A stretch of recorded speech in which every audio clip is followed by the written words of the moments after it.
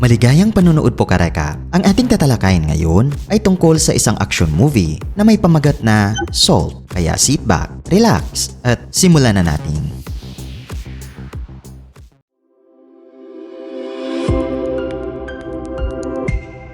Nagsisimula ang pelikula mga karekap nang ipinakita sa atin ang taong 2003. Isang babae na ang pangalan ay Evelyn Salt ang nakakulong at marahas na iniintiroga ng mga North Korean dahil inakala nilang isa siyang espiya. Mukhang wala na siyang pag-asa pero sa bandang huli ay pinalaya rin siya sa isang prisoner swap deal. Lumalabas na ang boyfriend niyang si Mike ang walang tigil na kinukulit ang gobyerno ng US para palayain siya. Kaya napilitan ang gobyerno na makipagpalitan ng bihag para lang manahimik siya. Pagkatapos ay nag-fast forward ang pelikula mga karekap sa kasalukuyan at nagpakasal na ngayon si Salt at Mike. Ang trabaho ni Mike ay isang researcher ng mga spiders. Sa anniversary morning nila ay binati siya ni Mike habang abala sa kanyang mga gagamba at si Salt naman ay nag-volunteer na magluto ng almusal. Pagkatapos ay makikita natin si Salt sa kanyang trabaho. Isa siyang intelligence agent o spy karekap. Habang nasa office ay palihim siyang nanonood ng video kung paano i-fold ang napkin ng sosyal kasi gusto niyang maging perfect ang dinner nila mamaya. Pero bago pa siya makaalis ay dumating ang katrabaho niyang si Ted Winter. Habang nag-uusap sila ay biglang dumating ang isa pang agent na may dalang importanteng balita. May isang Russian defector daw na biglang sumulpot at gustong magsiwalat ng impormasyon. Kaya si Salt at Winter ay bumalik agad sa itaas. Ready na ang high-tech nilang gamit para malaman kung nagsasabi ba ng totoo ang lalaking ito.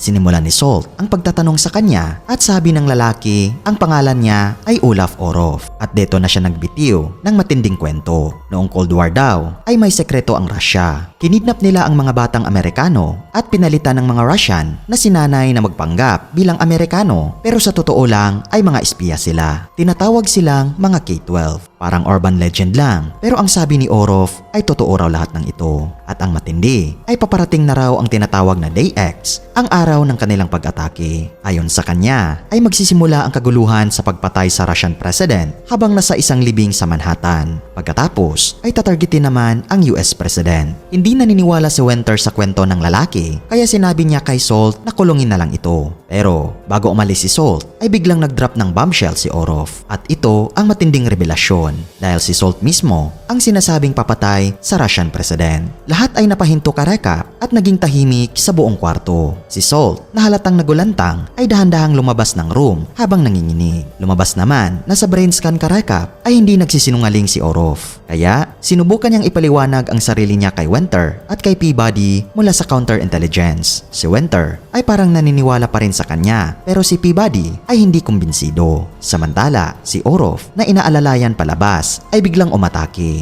Ginamit niya ang patagong blade sa sapatos niya para patayin ang mga escort niyang agent at hindi nagtagal ay nakatakas si Orov.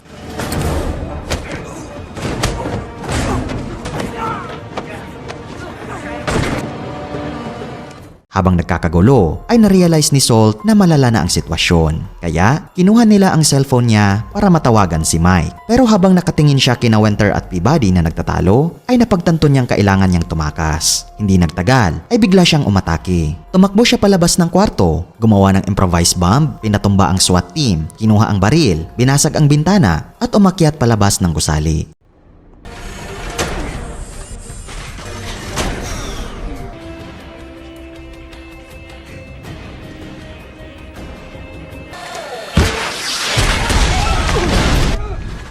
Pagkatapos ay tinawagan niya ulit si Mike pero wala pa ring sumasagot. Kaya sinira niya ang SIM card niya para hindi matrack at umuwi agad. Pagdating niya sa bahay ay may kakaibang pakiramdam siya. Nakita niyang magulo ang gamit ni Mike at yung sandwich niya ay kalahati lang ang nakain at nakatumba ang upuan. Hinala niya ay kinidnap ang kanyang asawa. Kaya agad na kumuha si Salt ng mga mahalagang gamit kasama na ang ilan sa mga gagambang alaga ni Mike at tumakas siya sa lugar. Pagdating ng mga pulis ay palabas na siya ng bintana. Pumasok muna siya sa bahay ng kapitbahay, nagpalit ng damit at sandaling nag-isip ng mga moments nila ni Mike.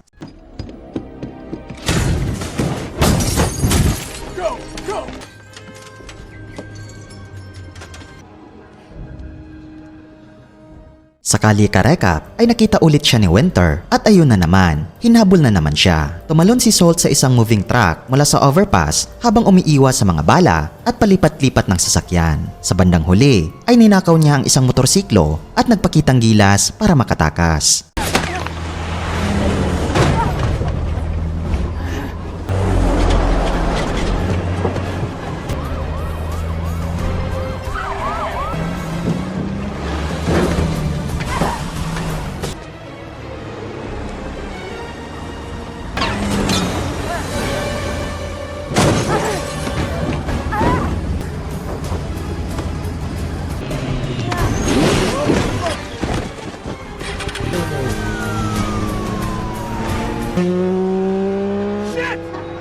Pagkatapos ay pumunta siya sa isang bar, pumasok siya sa CR, ninakaw ang coat at ID ng isang babae at sumakay ng bus papuntang New York. Pagdating doon ay nag-check-in siya sa mumurahing hotel gamit ang fake ID. Nagkulay siya ng buhok, bumili ng bagong damit at sinimulang planuhin ang susunod na hakbang. Plano niyang pasukin ang isang katedral kung saan darating ang Russian president. Pagkatapos ay nag-flashback ang pelikula mga karekap at dito na natin malalaman ang buong katotohanan. Si Salt ay talagang ipinanganak at lumaki sa Russia. Isa siya sa mga batang kasali sa sekretong spy program at bata pa lang siya ay sinanay na silang magpanggap bilang mga Amerikano para balang araw ay magtagumpay sa kanilang mga misyon. Kinabukasan karekap ay sumakay si Salt sa subway at palihim na pumasok sa mga underground tunnels malapit sa katedral. Habang abala ang lahat sa taas ng pagdalo sa libing, si Salt naman ay may ibang plano. Palihim siyang nag-set up ng isang explosive sa ilalim ng entablado at nang umakyat na ang Russian president para magsalita ay sumabog ang sahig at nahulog siya sa crypt sa ibaba kung saan hinihintay na siya ni Salt. Biglang nagkagulo at akala ng lahat na binaril ni Salt ang Russian president.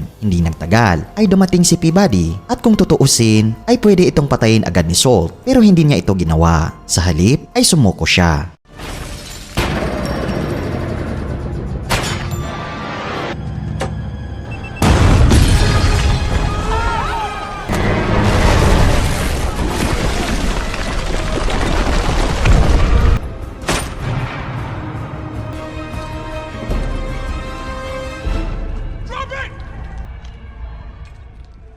Habang inaalis siya ng mga pulis, ay sumigaw si Winter sa kanya na galit na galit. Pero hindi pa tapos si Salt. Habang nasa biyahe sakay ng SUV kasama ng convoy, ay bigla siyang umatake. Pinatumba niya ang mga bantay, sinapawan ang driver at na-crash ang buong convoy. Nagawa niyang patumbahin ang mga kasama niya sa SUV pero hindi siya tumigil doon. Pinatakbo niya ang sasakyan diretso sa concrete barrier at nahulog ito sa daan sa ibaba. Matindi ang crash karekap pero nakalabas siya.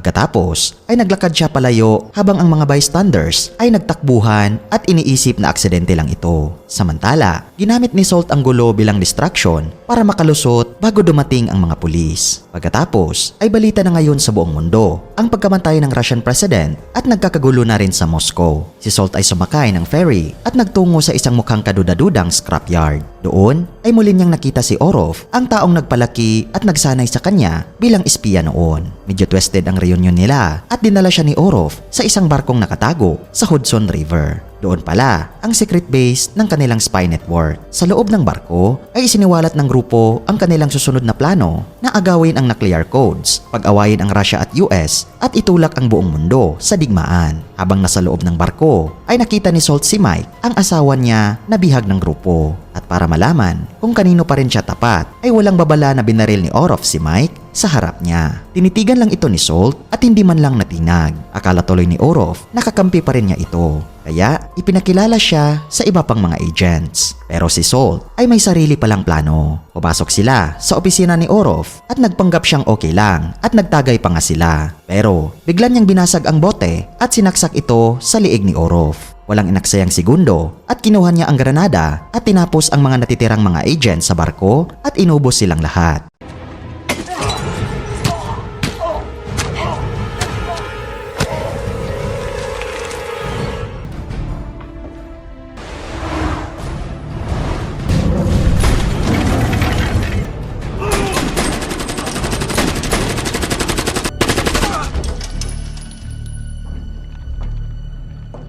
Pagkatapos ay nakipagkita si Salt Karekap sa isang kontak na nagpapanggap bilang NATO officer. Pag-akyat ng lalaki sa eroplano ay agad siyang nakilala ni Salt dahil isa siya sa mga kasabayan niya na sinanay sa Russia noon. Nag-usap sila, medyo nagbalik tanaw at malinaw na si Salt ang pinakamagaling sa kanilang batch. Naniniwala pa rin ang lalaking ito na itutuloy ni Salt ang huling misyon nila gaya ng dati. Ang plano Karekap ay patayin ang US President habang nasa secure bunker ito sa loob mismo ng White House. Paglapag nila sa Washington DC ay binigyan si Salt ng bagong pagkakakilanlan at palihim siyang nakapasok sa White House kasama ng NATO crew. Sabi ng kasamang spy ni Salt na maging suicide bomber siya bilang distraction para matakot ang presidente at ilagay ito sa bunker kung saan nandoon na si Salt at naghihintay.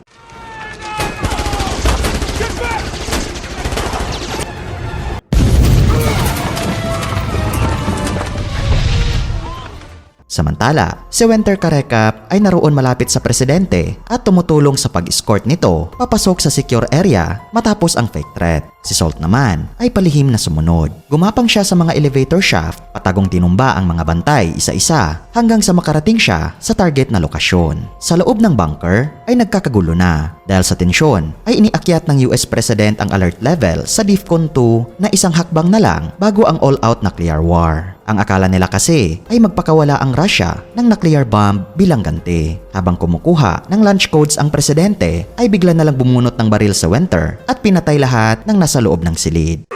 And dead is dead. National Security Advisor.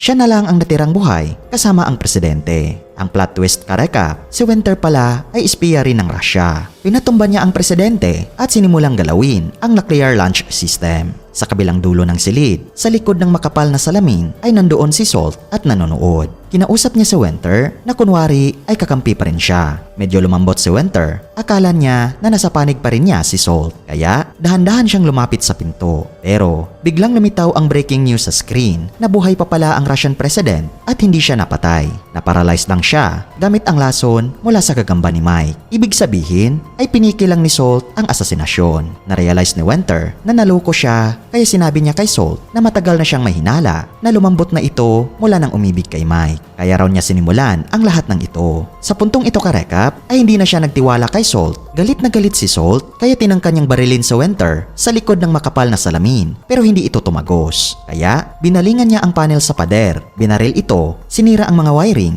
at hinatwire niya ang pinto ng bunker. Pagkatapos Karekap ay nagbakbakan sila ni Winter. Todo suntukan, sapakan at barilan ang naganap habang ang missile countdown ay halos na matapos na. Hindi nagtagal ay dumating ang Secret Service sa eksaktong oras. Pero hindi pa rin sumusuko si Salt. Hinila niya ang mga cables ng system, winasak ang buong console at natigil ang pagpaputok ng missile sa huling segundo. Nabaril siya pero swerte na may suot siyang vest.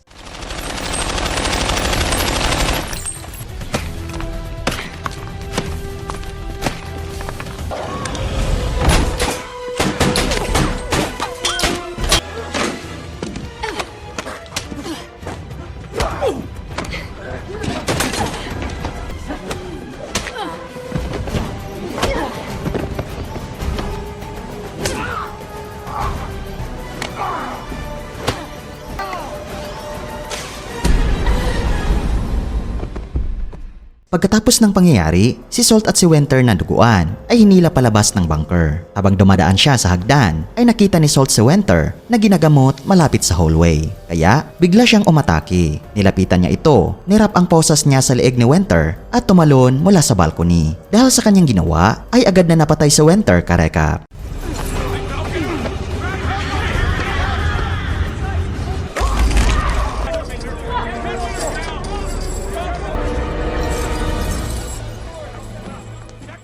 Ngayon ay si Peabody na ang in charge. Isinakay niya si Salt sa helicopter at tinanong niya kung bakit niya pinatay si Winter. Simple lang ang sagot ni Salt na may kailangang gumawa ng ganun. Pagkatapos ay kinuwento niya ang lahat. Ang buong plano ng mga Ruso, ang fake assassination, ang lason mula sa gagamba ni Mike at ang mga natitirang K-12 agents. Unti-unting naniwala si Peabody pero babalan niya ay hindi maniniwala ang iba. Sumagot si Salt na hindi pa tapos ang misyon at may mga natitira pang K-12 agents at siya lang ang may kakayahang pigilan ang mga ito. Wala na kasing natira sa kanya. Hindi na siya si Evelyn Salt, nasira na ang kanyang buhay, pag-ibig at pagkatao. Pero may misyon pa siyang dapat tapusin. Tumingin si Peabody sa mga mata ni Salt at alam niyang nagsasabi ito ng totoo. Maya-maya ay binuksan niya ang posas at biglang tumalon si Salt mula sa helicopter diretso sa Potomac River sa ibaba. Naglaho siya sa tubig, bit-bit ang katotohanan. At ang tanging layunin niya ngayon ay tapusin ang sinimulan niyang laban. At dito nagtatapos ang pelikula mga karekap. Kung nagustuhan nyo karekap ang movie recap natin ngayon, ay inanyayahan kita na mag-subscribe at pakipindot na din ang notification bell para palagi kang updated sa mga susunod naming videos. Maraming salamat sa panonood. Cheers!